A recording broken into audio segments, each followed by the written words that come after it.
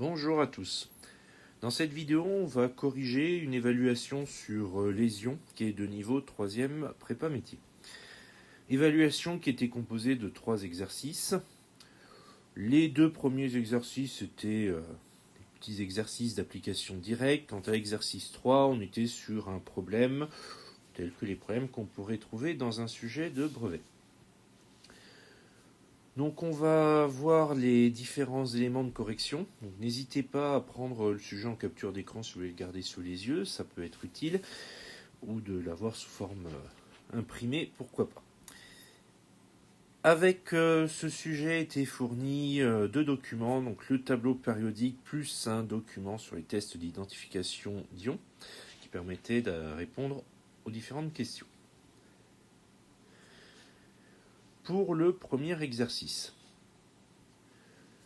Premier exercice, on nous parlait de l'ion chlorure Cl- présent dans de l'eau de Javel, formé à partir d'un atome de chlore en captant un électron. Et on nous disait que l'élément chlore possédait le numéro atomique 17. Et en première question, on nous demandait combien d'électrons l'atome de chlore possède-t-il. On nous demandait aussi de justifier la réponse. Donc l'atome de chlore, mais il possède 17 électrons, car son numéro atomique c'est 17. Ça c'est donné dans l'énoncé, donc pas de difficulté pour le retrouver. La justification, c'est que dans un atome, il y a autant d'électrons que de protons. Or, le numéro atomique indique le nombre de protons. Pour la deuxième question, combien d'électrons l'ion chlore possède-t-il et combien de protons? Justifiez votre réponse. Alors, l'ion chlore, il a un électron de plus. Ça, on le dit aussi dans l'énoncé quand on dit qu'il capte un électron. Donc, il en a 18. Tout simplement parce que 17 plus 1, ça fait 18. Le nombre de protons, lui, ne change pas, donc il en a toujours 17, ça c'est toujours pareil. Et enfin, la troisième question, pourquoi l'ion chlorure n'est-il pas électriquement neutre? Tout bêtement, parce qu'il n'a pas le même nombre de protons que d'électrons. Or, c'est les 2 particules qui sont chargées dans un atome, donc du coup, s'il n'y a pas le même nombre, on n'est plus sur l'électriquement neutre, donc on n'est plus sur un atome, mais sur un ion. C'est un peu la définition d'un ion d'ailleurs. Donc voilà pour ce premier exercice, qui était un peu une mise en route pour ce devoir. On va maintenant regarder le deuxième exercice que voici. On nous parlait de bouillie bordelaise, donc une solution à pulvériser sur les vignes ou les tomates pour lutter contre les parasites. Et pour la préparer, on doit dissoudre du sulfate de cuivre dans de l'eau. Donc il y a donc des ions cuivre et des ions sulfate dans cette bouillie bordelaise. Pour la première question, on nous demandait de donner la composition atomique de l'ion sulfate de formule chimique SO4-. Pour ça, il y avait le tableau périodique. Donc il y a un atome de soufre et 4 atomes d'oxygène. C'est tout ce qu'on demandait. Question 2, donner la charge électrique de cet ion sulfate. Sa charge électrique, c'était le 2- qu'il y a après SO4, 2-. Donc du coup, la charge électrique de l'ion sulfate est 2-. Tout bêtement. Pour devenir l'ion sulfate, le groupe d'atomes doit-il perdre ou gagner des électrons? C'est notre troisième question. Donc, il doit en gagner 2, puisqu'il a 2-. Chaque électron apporte une charge moins supplémentaire, donc pour arriver à 2-, il faut 2 électrons de plus. La question 4, c'est le gros morceau, puisqu'on nous demandait de proposer un protocole expérimental en cédant des documents permettant de vérifier la présence des ions cuivre dans la bouillie bordelaise. Alors, si on regarde les documents, on avait quand même celui-ci là. Bon, c'est pas avec un tableau périodique qu'on peut préparer un protocole expérimental. Par contre, le test d'identification d'ions, voilà, il est là, il n'est pas pour rien.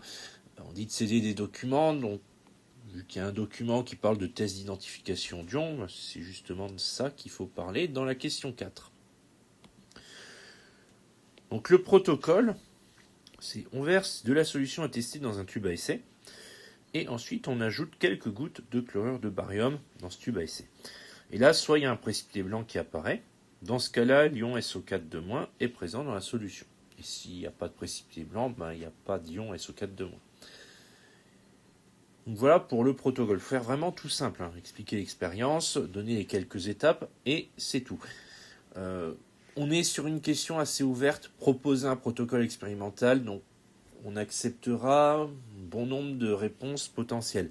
L'essentiel, c'est que la réponse que vous proposez soit cohérente au niveau physique, soit en rapport avec ce qu'on est en train de faire, et soit une expérience qui est réellement réalisable et qui ne présente pas de risque, bien entendu. Question 5. Réaliser un schéma de l'expérience. Donc le schéma de l'expérience, c'est celui-ci. On a le tube à essai, la bouillie bordelaise dans le cas présent, et on verse quelques gouttes de chlorure de barium. Il n'y a rien de plus à faire. Enfin, dernière question de l'exercice 2. Quelles observations est-on supposé faire en réalisant l'expérience ? Bien, on est censé observer l'apparition d'un précipité en réalisant l'expérience. C'est le principe des tests de reconnaissance d'ions, c'est d'observer l'apparition d'un précipité.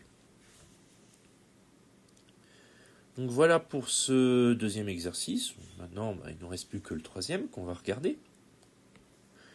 Là, on étudiait en deux parties les eaux naturelles, donc avec des eaux de nappe phréatique, des histoires de pollution, et deuxième partie sur de l'eau minérale.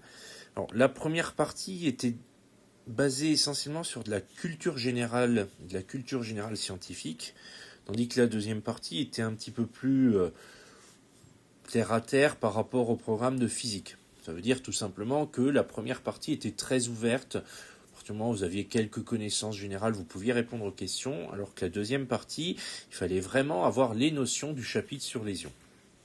Donc on va voir ça en termes de correction. Donc pour la première partie, en question donc une petite a, on nous demandait quelle est l'utilité des engrais dans l'agriculture. Bon, là, c'est vraiment de la question de culture générale. Il n'y avait aucune indication dans le texte pour répondre à ça. On va simplement dire que les engrais en agriculture permettent d'augmenter les rendements.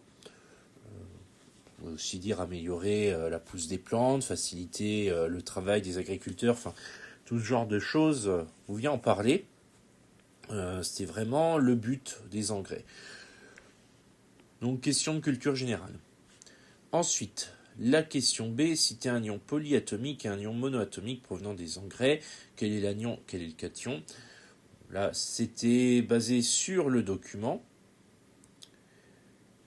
Donc, il y avait quelques ions qui étaient indiqués dans le document. Il y avait 5 fois un ion qui apparaissait, dont 2 fois le même. L'ion nitrate apparaissait 2 fois dans le texte. Donc, il y avait 4 ions différents. Il y en avait un qui était issu d'une transformation d'ion, en l'occurrence l'ion nitrite. Donc celui-là n'était pas à citer. Par contre, les 3 qui restent, c'est-à-dire l'ion nitrate, le phosphate et l'ion potassium, les 3 là pouvaient être cités. On nous demandait des ions polyatomiques et des ions monoatomiques. Et on nous demandait aussi quel est l'anion et quel est le cation. Donc, en faisant la synthèse, on avait NO3- et PO4-, qui étaient tous les deux des ions polyatomiques et qui étaient également tous deux des anions. Et on avait l'ion potassium, K+, qui lui était le seul ion monoatomique, également cation. Donc on pouvait tout synthétiser dans cette forme-là. Ensuite, question C. Sous quelle forme la plupart des plantes absorbent-elles essentiellement l'azote ? Alors là, c'était une question de culture générale, mais également une affaire de logique par rapport au texte. On a des ions avec de l'azote, notamment l'ion nitrate, qui contenait donc N pour l'azote. Donc, vu le texte, on nous parle beaucoup d'ions, on pouvait se douter que l'azote était absorbé sous forme ionique. Et c'est d'ailleurs le cas. Les plantes n'absorbent pas l'azote dans l'atmosphère, elles puisent l'azote dans le sol et elles le puisent sous forme ionique. D'où la réponse ici. La question D, à quoi est due l'eutrophisation des eaux ? Alors là, on était vraiment sûr de la question issue du document. Tout était expliqué dans le document. Et on nous expliquait que l'eutrophisation des cours d'eau, c'était dû au développement d'une végétation aquatique abondante, qui était elle-même due aux engrais.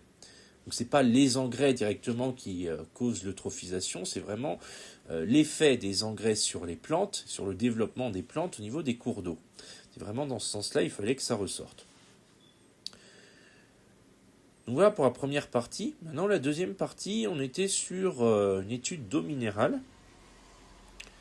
On nous donnait une étiquette que vous avez pu voir il y a quelques minutes dans la vidéo. Et on nous demandait, en première question, à partir de l'analyse de cette eau minérale, indiquer le nom d'un anion, d'un cation et d'une molécule. Là, on avait vraiment le choix. Il y avait plein d'anions, plein de cations. On pouvait prendre celui qu'on voulait. Moi, par exemple, j'ai pris l'ion chlorure pour l'anion et l'ion sodium Na+ pour le cation. Vraiment possibilité d'en prendre d'autres.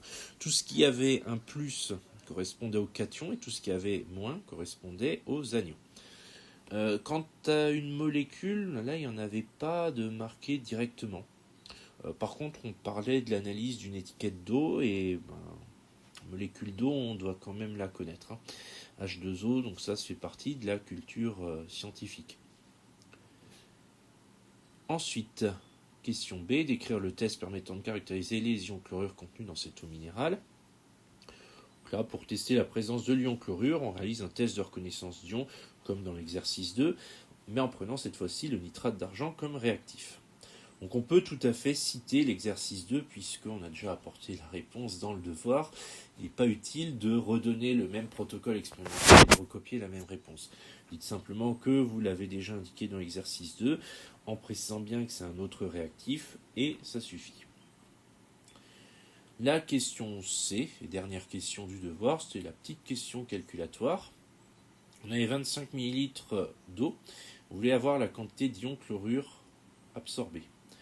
Donc on avait les données en milligrammes par litre, c'est précisé. Donc déjà, on est en milligrammes par litre, il faut travailler avec des litres. Donc les 25 millilitres, on les convertit en litres. Ensuite, on multiplie notre volume d'eau exprimé en litres par la quantité qui est donnée, qui est en milligrammes par litre.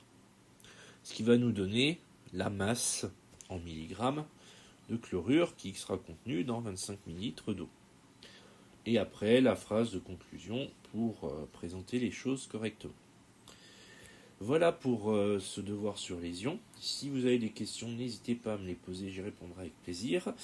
Et sinon, je vous souhaite une bonne journée.